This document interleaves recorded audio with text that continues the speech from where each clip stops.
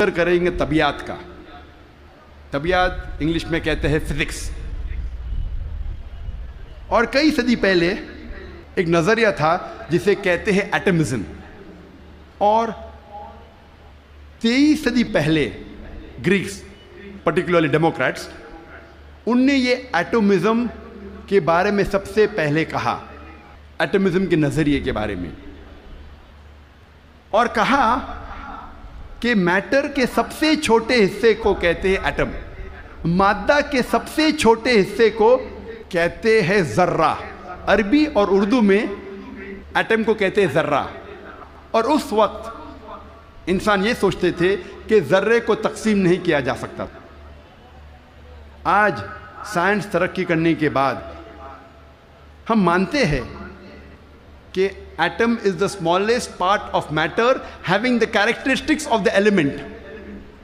ذرہ مادے کا سب سے چھوٹا حصہ ہے جو ایلیمنٹ کے کریکٹرسٹکس رکھتا ہے, لیکن یہ ذرہ تقسیم کیا جا سکتا ہے into protons, electrons, neutrons.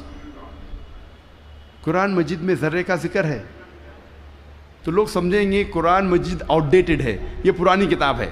ذرے کا ذکر ہے, ابھی آؤٹ ڈیٹڈ ہے.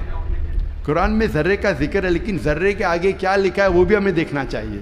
قرآن مجید میں لکھا ہے سورہ سبا میں سورہ نمبر 34 آیت نمبر 3 میں کہ انکار کرنے والے جب کہیں گے کہ وہ گھڑی کبھی بھی نہیں آئے گی, آخرت کے بارے میں, قیامت کے بارے میں, وہ گھڑی کبھی نہیں آئے گی, تو اللہ تعالیٰ فرماتے کہو ان سے ضرور آئے گی اللہ کی مرضی سے, جس کے پاس علم غیب ہے, جس کے علم میں چھوٹا سا ذرہ زمین اور آسمان میں, اور اس چیز جو ذرے سے چھوٹی ہے اور بڑی ہے اس کا علم بھی اس کی کتاب میں محفوظ ہے.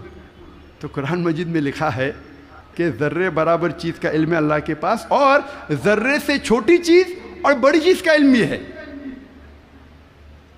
اور یہ انفارمیشن, یہ خبر دہرائی گئی ہے سورہ یونس میں سورہ نمبر 10 آیت نمبر 61 میں کہ اللہ سبحانہ و تعالیٰ کے علم میں ہے ذرے جیسی چیز جو آسمان اور زمین پہ ہے, اور وہ چیز جو ذرے سے بھی چھوٹی ہے اور ذرے سے بڑی ہے اس کی کتاب میں محفوظ ہے. تو قرآن آؤٹ ڈیٹڈ نہیں ہے, قرآن اپ ٹو ڈیٹ ہے. قرآن پرانی کتاب نہیں, بٹ الحمدللہ جدید کتاب ہے. اب ہم ذکر کریں گے واٹر سائیکل کے بارے میں, پانی کے چکر کے بارے میں.